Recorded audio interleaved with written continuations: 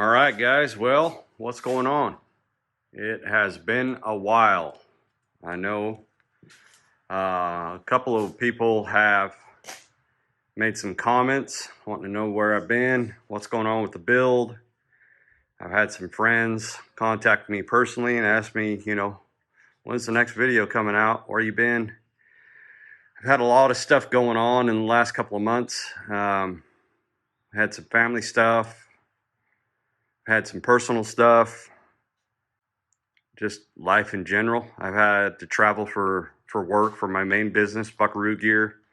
Been traveling, been going to shows, been doing that stuff. So I just really haven't had time to do much with the chassis or the build.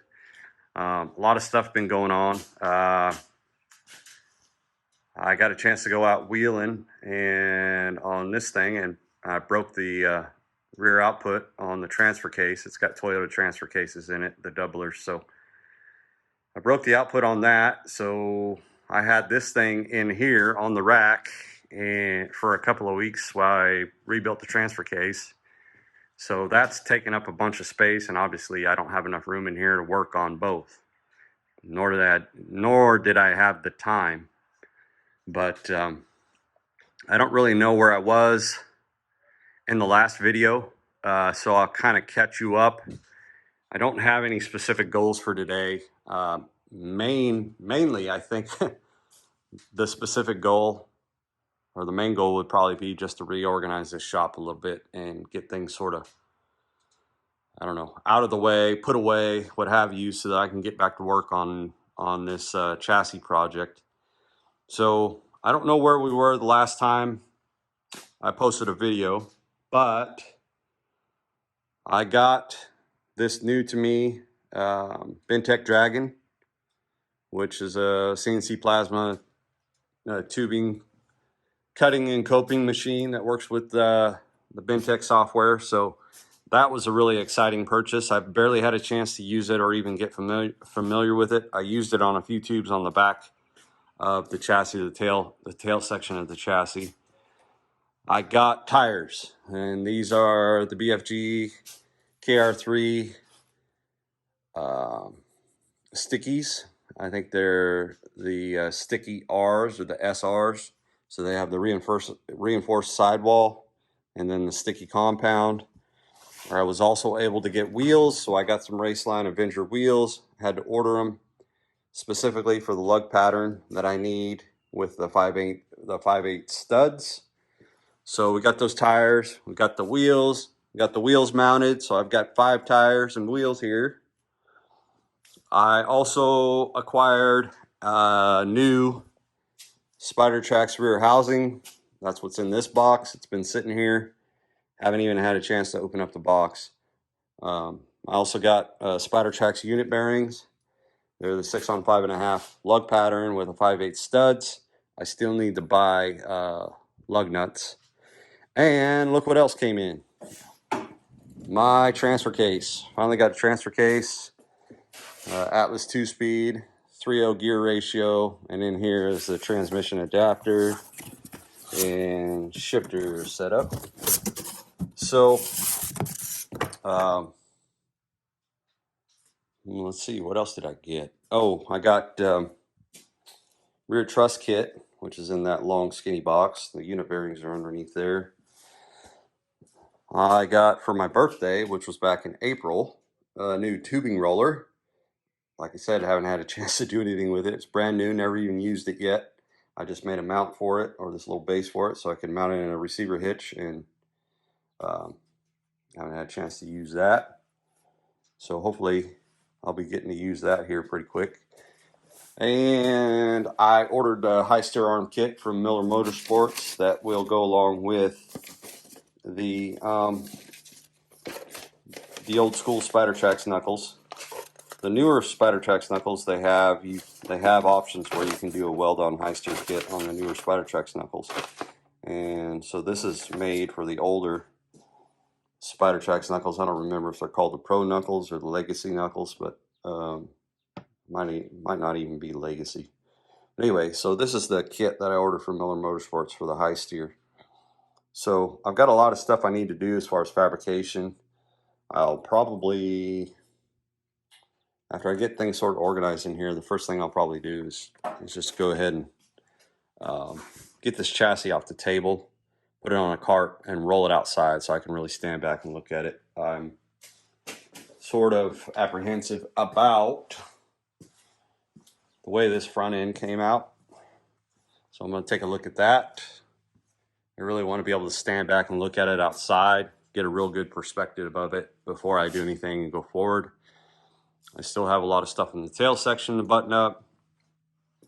Got to do truss and steering mount for the front end, the front axle. I got to finish up the knuckles, put the weld on high steer arm kit on there. There's a lot of stuff to do.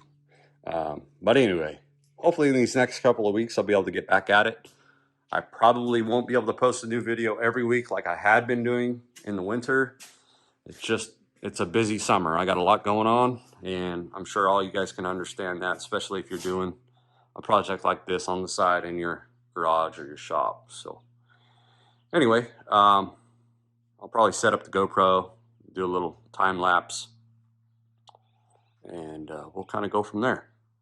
So I just wanted to post up a video and kind of update you guys on where I'm at, what's going on.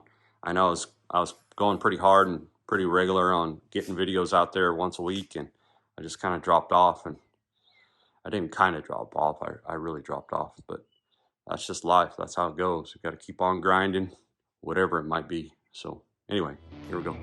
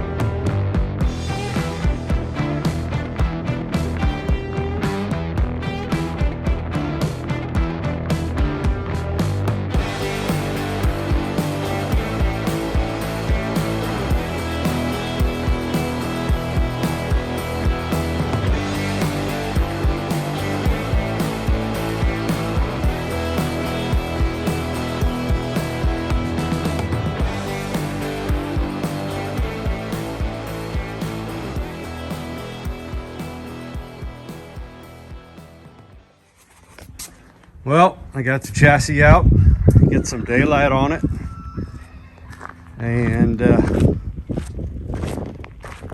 yeah, it gives you a whole different perspective on what it looks like. I got some tires there, took some still shots of it too so I can kind of study them. I don't know if I like the front end on this thing, and what I'm talking about is this hood line.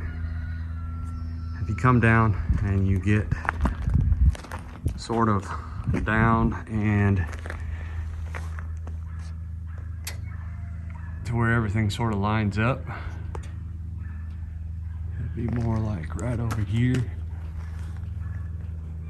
I don't think I like the way the hood rises up so much before it comes back down. It should be sort of consistent or symmetrical to the rear, how the rear just kind of starts to slope down on that body line there. So I think I might change that, and really that's because I was sitting on top of that thing in the shop for so long. It was really hard to stand back and get perspective on it. So I think I'm going to change that. I think what happened is I put the bend which is the inward bend here on these tubes. Let's back up a little bit so we're not. I put that bend that kicks the tube back inward so it dives into the front nose section. I put that on the wrong angle on the rolled tube, and that's what's causing it to kind of go up so peaked before it starts to dive back down. So the other thing I kind of am looking at is, I think the front end, the nose section on the front end is a little too short. It's not in balance with the rear. And that might be because I have this tire back a little bit too far on the rear. It might be just something that's kind of playing with your eye, but I think that's what I'm going to do. It's just time, and these rolled sections are all done by hand, and there's no formula to it. There's no automatic. It's just kind of trial and error, and obviously there's error there. And I don't know if I like it. I don't think I want to look at that for the rest of this buggy's life, so I'm probably going to change it. I don't know. I might not, but at this point I'm thinking I will. I'm going to have to look at this thing for a little while longer, sit back and study it and see what, if it grows on me or not. So far I don't really care for it. It's kind of stubby and snubby looking in the front. Kind of has that rock bouncer look up on that front end where it's kind of looks like it's already got a crumple zone up in that hood line. So I'm probably going to change it, but it is nice to get this thing out of the shop and get some good perspective on it and really look at it and study it, see if everything's lining up. Each tube is lining up behind the next tube. If you look at it from left to right, front to back, well, it's mostly left to right. And then you go back here and you look at all your triangles, line everything up straight on. You should be able to look at all your triangles, and everything should be pretty well symmetrical on left side, right side. So that's kind of where I'm at. We're kind of jumping into this and kind of taking things apart, moving backwards, but that's kind of what it takes. Just got to keep on grinding.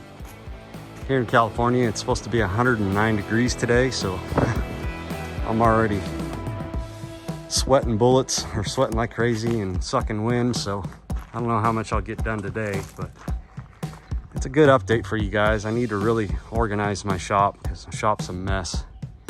And I probably ought to do that in hopes to be somewhat productive.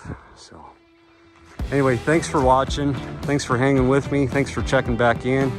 I know it's been a while and I haven't been consistent, but at least you know what's going on now. Have a good one. We'll catch you on the next one.